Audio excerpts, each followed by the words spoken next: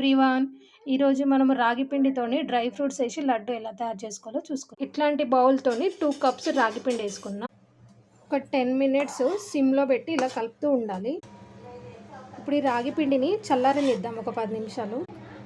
అంతవరకు తగినంత ఖర్జూరం, క్యాషోస్, బాదం, కిస్మిస్, వాల్నట్స్, చిరంజి. ఫస్ట్ ఇవన్నీ కలిపి మిక్సీకి వేయాలి. మిక్సీ పట్టిన పౌడర్ని దీంట్లో కలిపేసేయాలి. ఇప్పుడు డేట్స్ ఇంకా కిస్మిస్, ఈ డేట్స్ని రాగి పిండిని మళ్ళీ ఒకసారి మిక్సీ పట్టుకోవాలి. కొంచెం తేనె వేసుకొని కలుపుకోవాలి. ఇలా లడ్డూలాగా చేసుకోవాలి. ఇలా లడ్డూలాగా చేసుకోవాలండి. చేసుకొని వీటిని గ్లాస్ జార్లో పెట్టుకోవాలి. పెట్టుకొని ఎప్పుడైనా తినొచ్చు వీటిని. ఇంకా హ్యూమిడిటీ పవర్ కూడా వస్తుంది దీనివల్ల. చిన్నపిల్లలు కూడా వీటిని చాకో బాల్స్ లాగా ఇష్టంగా తింటారు.